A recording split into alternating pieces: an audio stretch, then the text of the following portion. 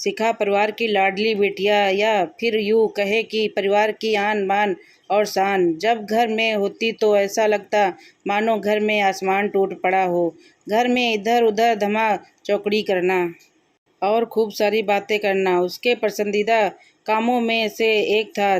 शिखा के दादाजी शिखा को बहुत प्यार करते थे, लेकिन आजकल उन्हें शिखा की एक चिंता और खाए जा रही थी, और वो थी शिखा की शादी की चिंता। बस दादाजी अब हर परिवार में शिखा का ससुराल ढूंढते, लेकिन शिखा को शादी नाम से ही इतनी चिढ़ थी कि शादी का नाम सुनते ही वह गुस्सा होकर मुंह फुलाकर दूसरे कमरे में बैठ जाती। खैर, थोड़ी देर में उसका गुस्सा खुद ब खुद उतर जाता और वह वापस अपनी घमा चौकड़ी में व्यस्त हो जाती। काफ़ी खोजबीन के बाद भी शिखा के दादाजी को कोई ऐसा परिवार नजर नहीं आया जहां वे अपनी लाडली बिटिया की शादी कर सकें। इसलिए उन्होंने अपने बचपन के दोस्त से इस बारे में राय लेने का निश्चय किया। बस फिर क्या था, वे अपने दोस्त राय बहादुर से मिलने बरेली की ओर निकल पड़े। अगले दिन जब वह बरेली पहुंचे तो राय बहादुर ने स्टेशन पर ही उसके लिए गाड़ी भेज दी थी। 10 साल बाद अपने बचपन के दोस्त से मिलने के लिए वो भी बड़े उतावले थे। गाड़ी धीरे धीरे राय बहादुर के घर की ओर बढ़ी। बड़ा सा बंगलो के आगे बगीचा, गाड़ियां और नौकर चाकर देख दादाजी का मन खुशी से भर गया। इस 10 सालों में राय बहादुर ने कितनी तरक्की कर ली है। नहीं तो 10 साल पहले राय बहादुर के पास था ही क्या। बस यही सब सोचते सोचते शिखा के दादाजी अपने दोस्त के बंगलो पहुंच ही गए। गाड़ी की हॉर्न की आवाज़ के साथ ही राय बहादुर घर के बाहर अपने दोस्त के स्वागत के लिए आ गए थे। अपने दोस्त को गले लगाकर वे दादाजी को अंदर ले आए। घर अंदर से भी काफ़ी शानदार था। अपने दोस्त की सफलता को देख शिखा के दादाजी भी फूले नहीं समाये।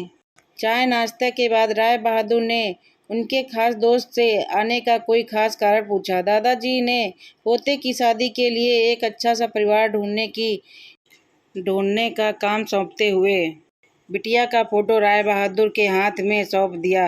राय बहादुर भी अपने बेटे विक्रम के लिए एक सहयोग कन्या के तलाश में थे। तीखे नयन, नक्श चेहरे पर तेज और एक बार में ही किसी को पसंद आने वाली शिखा बिटिया को फोटो में देखकर ही उन्होंने शिखा को अपने घर की बहू बनाने का फैसला कर लिया। राय बहादुर इतना सोच ही रहे थे कि इतने में उनका बेटा विक्रम आ गया।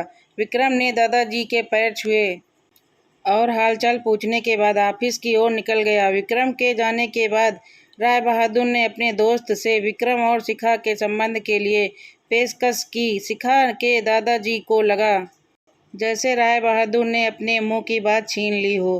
खैर, प्रशंसा से विदा देकर अपने घर आने का कहकर दादाजी अपने घर की ओर निकल गए। विक्रम को शिखा बहुत पसंद थी, लेकिन विक्रम की माँ विक्रम की शादी अपने से भी बड़े घर में करना चाहती थी। लेकिन विक्रम के मनाने पर वह मान गई और तय समय पर विक्रम और शिखा की शादी हो गई। ससुराल में शिखा के सास ससुर, विक्रम के बड़े भैया भाभी और शिखा की ही उम्र की एक ननद थी, रागिनी। अपनी सादगी और सबका अच्छे से ख्याल रखने के कारण शिखा ने घर में सबके दिलों में जगह बना ली। लेकिन अपनी तमाम कोशिशों के बावजूद अपनी सासू माँ का प्यार पाने में असफल रही।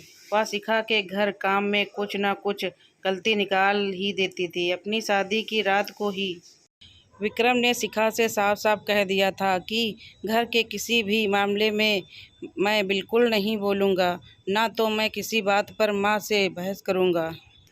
तुम्हें अपनी समझदारी से ही काम लेना होगा। लेकिन शिखा की लाख कोशिशों के बावजूद भी सासू माँ के व्यवहार में कोई परिवर्तन नहीं आ रहा था। शिखा की ननद जरूर उसकी माँ से शिखा भाभी के प्रति उस तरह के व्यवहार पर उलझ जाती, लेकिन इससे भी केवल बात बढ़ने के अलावा कुछ नहीं होता। इसी तरह करीब 1 साल निकल गया। शिखा और विक्रम को जुड़वा बेटियां हुई। यह समय शिखा के लिए अग्नि परीक्षा का समय था। शिखा का दर्द शिखा के लिए आंसू बन गया था। ससुराल में शिखा को संभालने वाला कोई नहीं था और विक्रम और उनके पापा ने शिखा को अपने मायके भेजने के लिए पहले ही मना कर दिया था। एक दिन रागिनी कॉलेज से आई तो उसने सभी को कॉलेज के सालाना कार्यक्रम में आने के लिए कहा और यह भी कहा कि कॉलेज में उसकी भी 2 प्रस्तुतियां हैं, इसलिए आप सभी का चलना बहुत ज़रूरी है। खैर, ना चाहते हुए भी शिखा को अपनी दोनों जुड़वा बेटियों के साथ रागिनी के कॉलेज जाना पड़ा। कार्यक्रम की शुरुआत में गीत संगीत की कई प्रस्तुतियां हुई। उसके बाद मांडलिक राउंड शुरू हुआ। दर्शकों ने तालियों के साथ सभी का उत्साहवर्धन किया। मांडलिक में रागिनी ने भी हिस्सा लिया था। आखिरी राउंड में रागिनी के साथ 4 और लड़कियों को सिलेक्ट किया गया, जहां सभी जज द्वारा एक एक सवाल पूछकर विजेता घोषित करना था।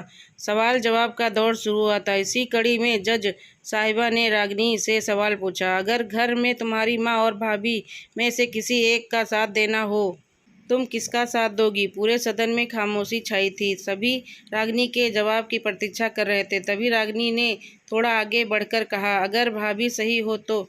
अपनी भाभी का जज साहिबा ने आगे पूछा, क्यों? रागिनी ने जवाब दिया, क्योंकि मुझे भी कल किसी भी भाभी बनना है। जवाब सुनते ही पूरे सदन में तालियां गूंज उठी। तभी रागिनी की सोच और उसके सटीक जवाब की प्रशंसा कर रहे थे। रागिनी को विजेता घोषित किया गया। पुरस्कार लेने से पहले रागिनी ने सभी से कुछ कहने के लिए माइक थामते हुए कहा, हर बेटी अपनी माँ से बहुत प्यार करती है और माँ भी अपनी बेटी के दिल के सबसे करीब होती है। इसी तरह हमारे घर की बहुएं भी तो किसी की बेटियां हैं। आज हम किसी की बेटियां हैं, कल से किसी की भाभियां और बहुएं बनेंगे। अगर कल से हमें कुछ दुख हुआ तो हमारी माँ को भी दुख होगा, और इसी तरह हमारे घर की बहू को दुख हुआ तो उसकी माँ को भी दुख पहुँचेगा। और इस दुनिया में किसी भी इंसान को किसी भी माँ को दुख पहुँचाने का कोई हक नहीं। इसलिए हर सास अपनी बहू को अपनी बेटी समझते तो आगे चलकर उसकी बेटी भी सुखी रहेगी। रागिनी ने इतना कहते ही पूरा सदन एक बार फिर तालियों की गड़गड़ाहट से गूंज उठा। वीडियो अच्छी लगी हो तो लाइक, सब्सक्राइब, शेयर, कमेंट